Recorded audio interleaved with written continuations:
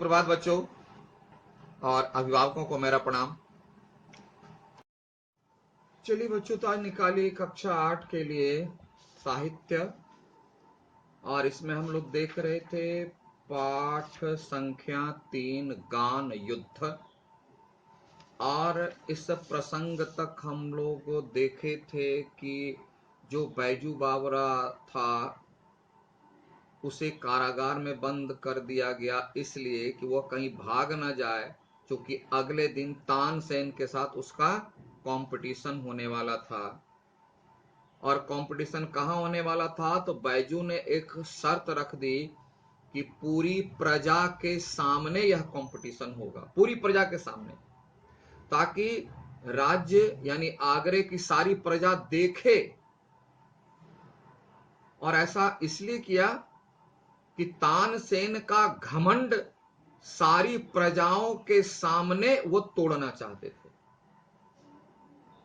इसलिए राजा से बैजू बावरा ने एक रिक्वेस्ट किया था कि जिस समय यह कंपटीशन होगा तो दरबार में नहीं होगा, यह ओपन में होगा। वन यानी ओपन, उस समय वन का अर्थ क्या होगा? वहां ओपन प्लेस में होगा, जहां सारी प्रजा खड़ी होकर देख सके। तो राजा ने स्वीकार कर ली कि ठीक है। रवि की पहली किरण यानी सूर्य की पहली किरण जो निकली, यानी सूर्योदय हुआ, सुबह हुई, आगरा की जनता को नगर के बाहर भागते देखा। पूरी जनता दौड़ पड़ी राजमहल की ओर। क्यों? आज तानसेन को एक युवक चुनौती दिया है। आज तानसेन के गीत गायन की प्रतियोगिता एक नवयुवक साधु से है। चलते हैं, देखते हैं क्या होता है, क्योंकि तानसेन इसी कारण अनेक की हत्याएं करवा चुका है, मौत के घाट उतरवा चुका है। देखें क्या होता है। इसलिए सारी की सारी जनता यह प्रतियोगिता देखने के लिए सुबह ही दौड़ी, सब अपना काम छोड़ करके। साधु की प्रार्थना पर सर्वसाधारण पूरी जनता को, आम पब्लिक को भी उसके जीवन और मृत्यु का कौतुक देखने की आज्ञा दी गई थी।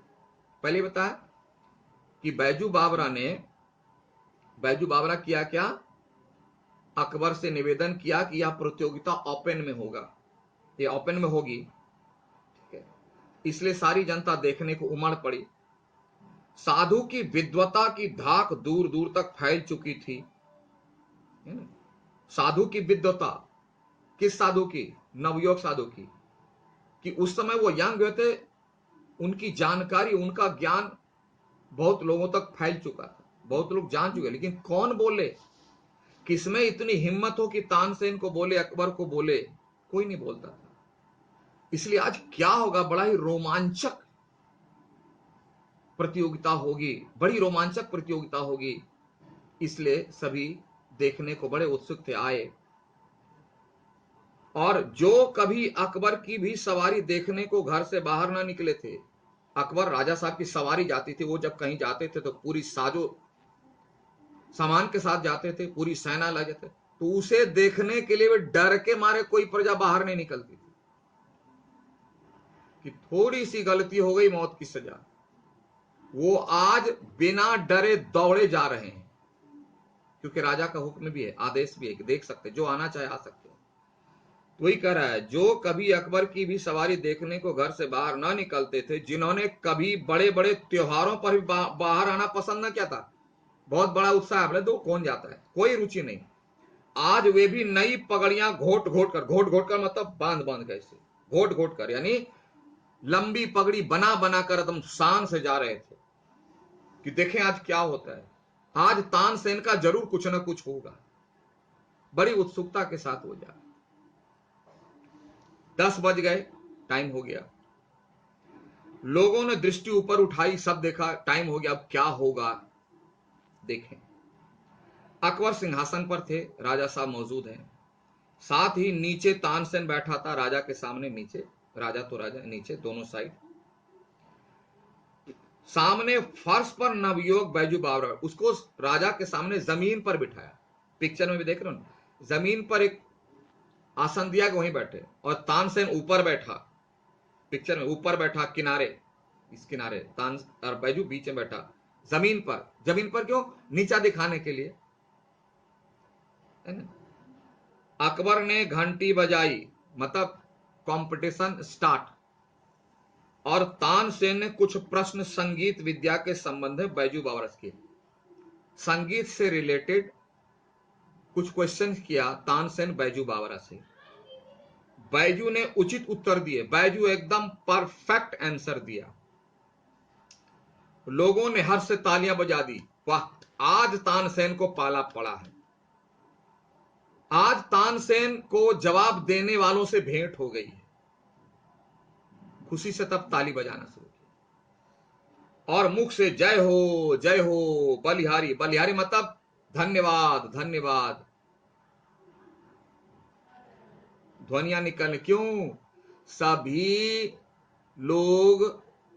लोगों को यह बात समझ में आ गई कि आज तानसेन को सवा शेर से पाला पड़ा है, आज तो तानसेन की खैर नहीं। आगे देखिए क्या होता है। बैजू बावरा ने सितार हाथ में लिया, सितार हाथ में लिया, और जब उसके तारों को हिलाया, सिर्फ हिलाया, बजाया नहीं, हिलाया, तो जनता ब्रह्मानंद में डूब गई। जनता ब्रह्मानंद में डूब गई मतलब जिस प्रकार भक्त को भगवान मिल जाने से जो आनंद होता है, उसी प्रकार सिर्फ सितार को पर हाथ देने से जो आवाज निकली, उससे सभी लोग मुग्ध हो गए, बहुत खुश हो गए। वाह, क्या गायन। और वृक्षों के पत्ते निश्चल हो गए, निश्चल, निश्चल यानी रुक गए। निश्च मतलब निह नहीं, चल मतलब मूवमेंट, निश्चल हो गए। वायु रुक गई सिर्फ हाथ देने से, एक हिलाने से।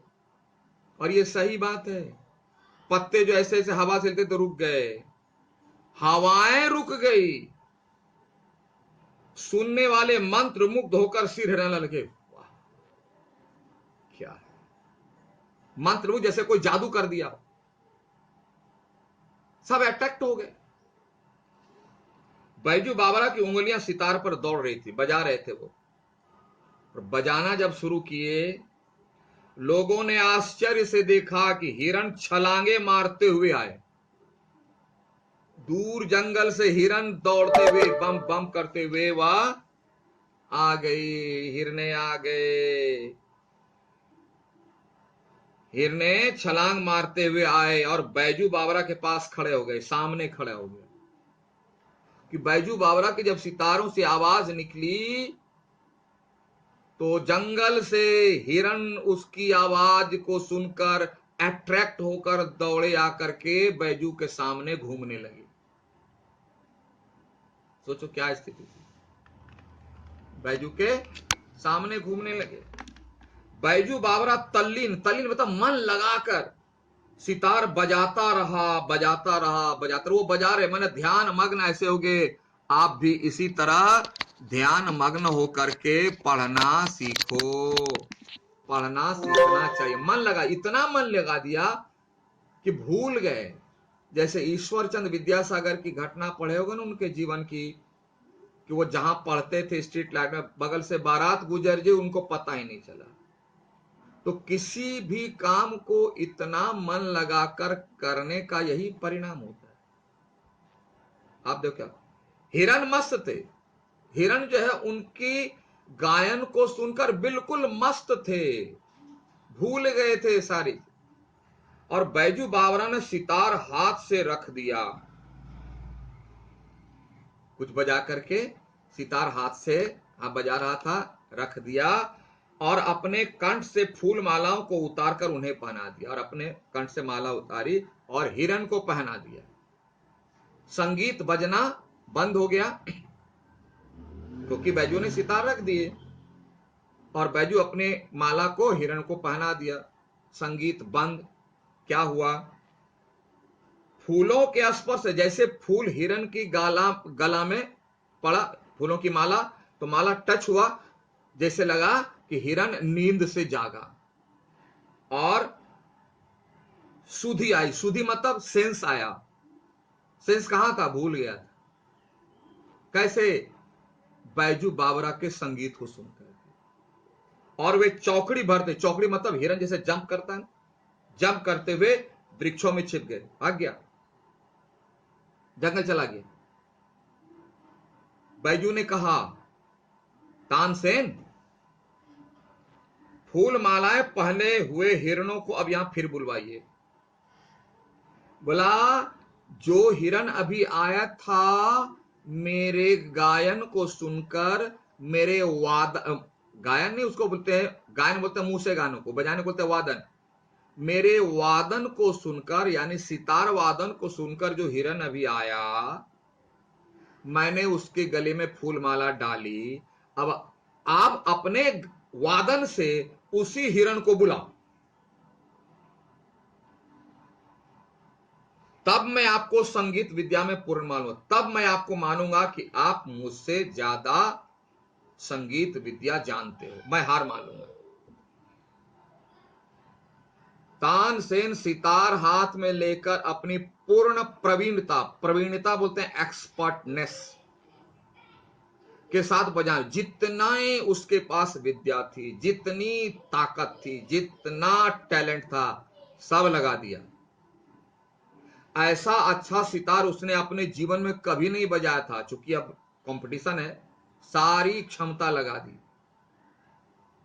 सितार के साथ वह स्वयं सितार बन गया। मतलब सितार में इतना मगन हो गया, इतना मगन हो गया कि उनकी सारी शक्ति, सारी शरीर की, मन की, सब सितार में लग गया। सितार और वो मिल गया जैसे लगता हो, पसीना पसीना हो गया।